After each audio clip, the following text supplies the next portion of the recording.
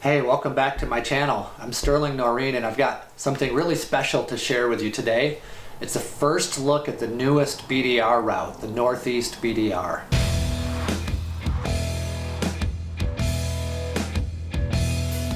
Let's get into the first video of this series. It's going to be the state of New York, and after this video come back for the other ones. We'll be doing one on Connecticut and Massachusetts, another one on Vermont, one on New Hampshire, and then one on Maine. Enjoy the video. It's going to be about a 1,400-mile journey as we head north, starting in New York, Connecticut, Massachusetts, Vermont, New Hampshire, and then Maine. Over here's the bike that I'm riding. It's a BMW 1200 GS. It's pretty stock. The only thing that I've changed is I put some Woody's wheels on it and accessorized it with a few Touratech parts. I've got the bash plate, crash guard, hand guards, and panniers. And I put a set of bar risers on it. This morning we hit the road and drove about 3 hours to where we are now, which is Hancock, New York. We're here at the Hancock house, and they've got a bar, a restaurant. I'm not riding alone on this trip. One of the persons I've been riding with is Tim James. He's a Backcountry Discovery Route's board member. I'll be cruising with Todd. He lives around here. He's a local, helping us out with this route. There's a dual sport rally here in Hancock every year, and we just happened to catch the beginning of it. So we're gonna watch them take off on their dual sport rally ride before we take off on our ride.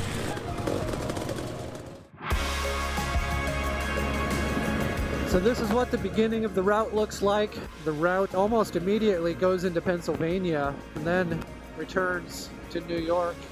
Riding through the woods with the Delaware River off through the trees on the left. We're going up one side of the river, and then we're going to cross the river, and we're going to be coming back down on the other side. Now it's opened up a little bit. It's a lot sunnier without this tree cover, and we're just kind of riding down some country roads.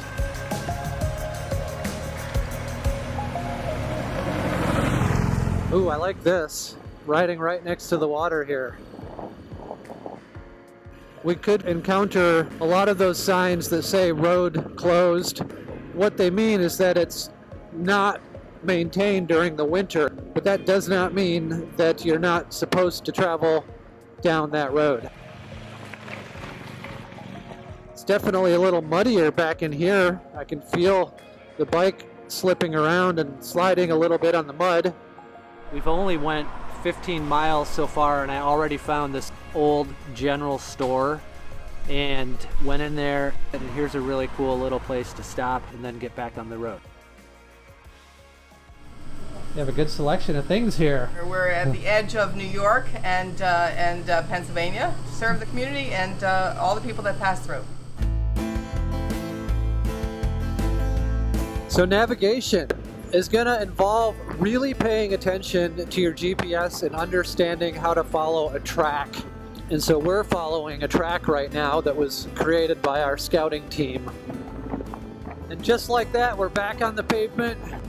It's one of the things I love about backcountry discovery routes is how you get to tag team between the pavement and the dirt. And so you kind of get the best of both worlds. Military surplus, firearms, used cars. Our tour of Hankins is now complete.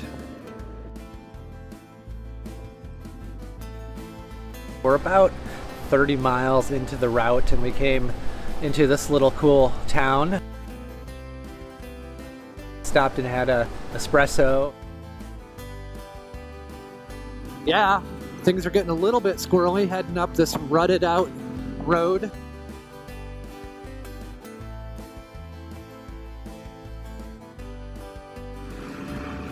I would say that there hasn't been a section of dirt or pavement that's been longer than about 10 miles continuous, you know, before you transition from one into the other. So this is bluestone behind me, and I imagine it must be mined out of the mountains here, and it's brought down here to be refined and shipped and sold. And I just point this out because it's just one of those things that you wouldn't necessarily think about, but you see on a ride like this. You're always encountering how the places that you go through are utilized and turned into products and resources, and you often see this kind of activity at work. And in this case here, it's rock from a quarry, I would imagine somewhere around here. It's called bluestone rock. I just stopped a couple minutes ago to take some pictures of an old Bel Air rotting away in the bushes on the side of the road. I just love seeing old things in various states of repair. So to me, these little roadside stops like this that make a BDR so unique and so charming and interesting and fun to ride on. This is definitely a dual sport motorcycling territory around here. Here they go now.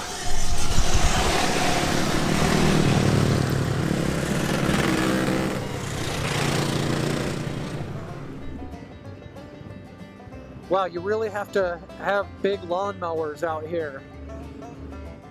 I can tell that this grass just grows tall and thick in the summertime. So this is the Shinhopple Memorial Center. It was built in the 1930s.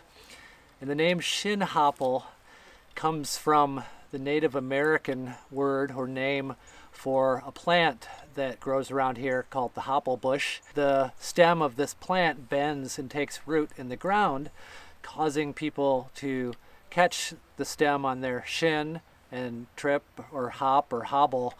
So it's the hobble bush. Okay, I'm going to turn left here on Bridge Street. I imagine we'll cross the bridge. Ooh, how cool. It's a one-lane bridge too. The Downsville Covered Bridge. 174 feet long across the east branch of the Delaware River. Restored in 1998 for $1 million. We're riding right next to the reservoir on the right through these trees. So I was told that the reservoir is a lot lower than it normally is because it's so dry out. They haven't had as much rain as normal lately. Some logs on the road. Lots of embedded rocks. Branches in your face, grass growing up in the middle. Now we're getting somewhere. A little more adventurous, off the beaten track. This is cool. This is the first slightly technical section of the route. A little rocky, a little bit of a descent, just enough to get the blood quickening. But you know what? It's all good. That's the thing about riding these BDRs is, in my opinion, you just take whatever it gives you, whether it's easy or hard. Just roll with it, have a good time. If you don't really come into it with expectations, you won't be disappointed. Feast your eyes on these little sections of pavement. Blissful, idyllic. Here's one of the joys of riding in this kind of a place on these kinds of routes. You don't see a lot of other traffic. How nice is that? That said, though, you do have to ride as though there could be a vehicle coming around the corner in a place where it shouldn't be at all times. Stay to the right. It's pretty amazing that we can come up with a route that links together all these little sections of forest roads into one big journey that can take you 1,400 miles through the backcountry of the Northeast. It's been said that the backcountry discovery routes are all about taking the least efficient way from point A to point B. There we go. Now we're getting into a little bit of rock, a little bit of climbing. I don't like to be constantly changing my tire pressure on a trip like this because you're on and off the pavement so much that you can't always be trying to find that perfect tire pressure. You just have to strike a happy medium. And so for me, I guess on a trip like this, maybe I would lower them a little bit. Like maybe I'd drop the rear down to 33 and the front down to like 28. We just went up to a scenic overlook where we could see the Kaaterskill Mountains off in the distance. And the Catskills are a protected wilderness area that contains the water supply for the city of New York. We're in Andes, New York. Looks like a pretty cool little town. There's a diner, a gas station, it looks like pizza, the Andes Hotel, a tavern, museum, bank, everything that a little community needs. Andes looks like a pretty cool little town. It is cool. It's an awesome little town, and it hasn't been invaded by the crowds yet, so it still has that authentic Catskills feel to it. And where are we going to go for breakfast? We're going to go to the diner. It says diner on the front of it. We're going to probably sit amongst all like the farmers in town. What you don't want to do is sit at the bar. First year that I was there, I never actually sat at the breakfast bar because I didn't want to take somebody's seat. Typical BDR style gas station. Only two places to get gas in Andes. That would be the general store on Main Street and right here at Ed and Candy's. So we're gonna go inside this store, and Tim says it's kind of special. Who are we gonna meet? Ed and Candy, the proprietors of the Pepacton general store. So this is Candy's own. Did you bake those yourself? Yeah. Really? Wow. That's good. A lot of people ride backcountry discovery routes for a lot of different reasons. And having done 8 of these routes over the last 10 years, multiple times, I have seen so much of this country of ours that I would have just never seen had it not been for the BDR routes. And it's been pretty eye-opening to me just to get a different perspective on the country that I live in and the people that share this country with me by actually going to these places firsthand and seeing these little towns and, you know, stopping there, spending the night, interacting with the local townsfolks, seeing the world that they live in, the nature that surrounds the places, learning the history. It's all part of the journey. There's so many creeks and rivers that run through the Catskills and create beautiful swimming holes like this with a waterfall feature, and that's a big summertime activity in the Catskills, is to find your private water hole. This is the first I've actually seen this one. I'm usually going by on the bike too fast to notice it. Heading up Cross Mountain Road.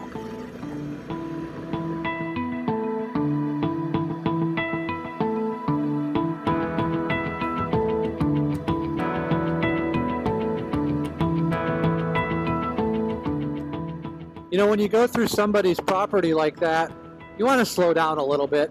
That's where people live. It's their front yard or their backyard. That's the only way that these routes are going to stay open. If we get too many people that start complaining about the speed of motorcyclists tearing through their yards, it's going to cause a problem. So there are definitely places where you can open it up and have a little more fun. But when you're in those kind of more populated little sections, just slow it down a little bit. Wow, there are a lot of trout down here. Most of them, you can tell the difference between browns and brookies. Browns have the spots, rainbows have the stripes, so you'll know what you're looking at. Frank says that he stocks local restaurants around here. He drives these trucks with the fish up to different private resorts and lakes and stocks those as well. And he's like the 5th generation. And the farm to table movement is a really big initiative here in the Catskills. Kind of like a win-win thing as far as I can tell. Everybody wins. The local rural residents have an opportunity to make some money growing fresh vegetables and livestock and preparing it for the city folk who like to come out and have a good meal in the country.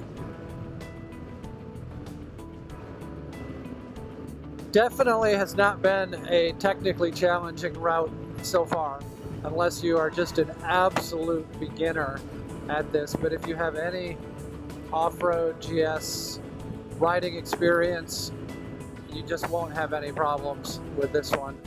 I thought I'd come down here and show you this cool old train depot that was decommissioned, I believe, back in the 1970s. Now it just stands here as a relic of the past.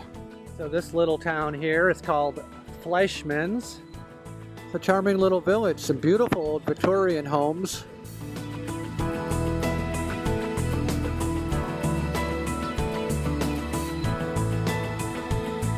And we found this place here. It's called Bear's Cafe and Gallery.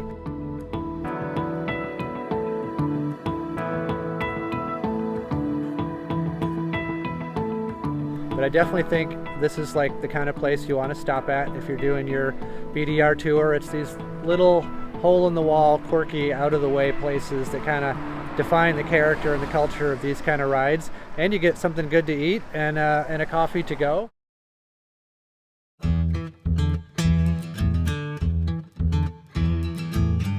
So I just entered this kind of a cool 2-track in the woods.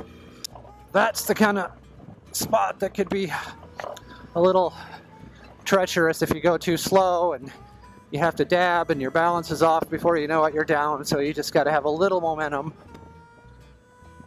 And you got to pay attention to the slipperiness of the surfaces on this kind of a descent where it's, you know, it's kind of wet in some spots. Okay, it's smoothing out somewhat now. So there you go. The first real little technical section on the Northeast BDR. I can definitely see a few people picking up their bikes on that section. And that's why it's advisable to go with someone else on a trip like this, especially if you're a beginner, not to do it by yourself. When you do tip over your motorcycle, you've got friends to help you pick it up. Makes it a lot easier. It's one of the things I love the most about the backcountry discovery routes is that you get to see new places, different parts of the country. And for example, where we are right now in the Kaaterskill Mountains of New York, I've never really given them a thought, much less been here before. But now that I'm here, it's apparent how beautiful this area is, and this terrain, this country, the farms, the little shops, the people that live here. It really is a joy and a pleasure to explore these little byways and scenic parts of the world that we live in, the country that we live in. So this is Prattsville. Hurricane Irene wiped out this bridge, wiped out a lot of buildings in this town. A lot of the houses had to be put up several feet higher above the ground in order to get the federal funds to rebuild. You can see these buildings put up on the concrete blocks, much higher than they were originally. A new bridge up here. This bridge was destroyed and rebuilt. That's the town of Prattsville, New York.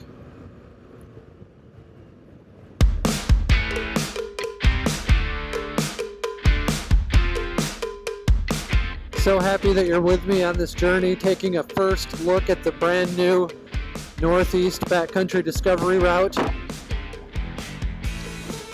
You guys are the first ones to see this online. So I'm hoping that you get an impression of what this route is all about, what the riding is like.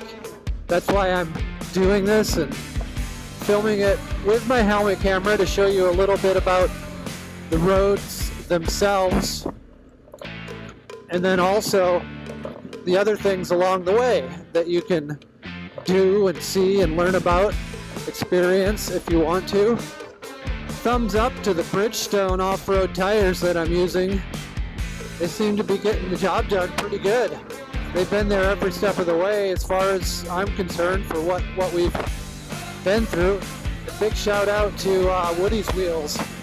Fully confident that I'm not going to have wheel issues like I was plagued with in the past with these tougher, better engineered, better designed, better constructed wheels than the stock BMW wheels. So we just went by the Blenheim Covered Bridge. It's the longest covered bridge of its type in the world.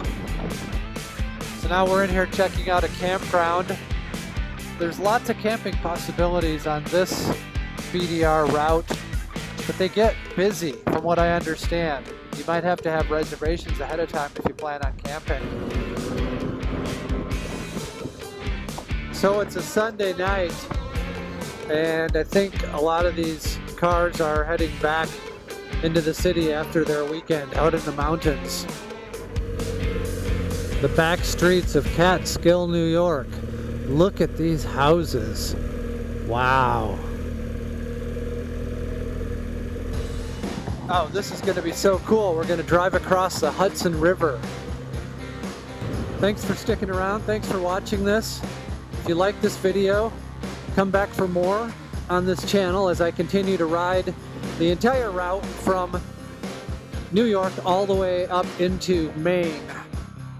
So I hope you guys really enjoyed this first look at the newest BDR route, the Northeast BDR. What you just saw is only the beginning. That was the state of New York. There's going to be other videos coming up about the rest of this route. So check back later and you can see a preview of this entire route. In the meantime, check out the BDR website. Go to ridebdr.com. You can learn all about the program and its mission to preserve off-road riding opportunities in the United States. Download maps, watch movies, and become a member. Thanks a lot for your support, and we'll see you next time.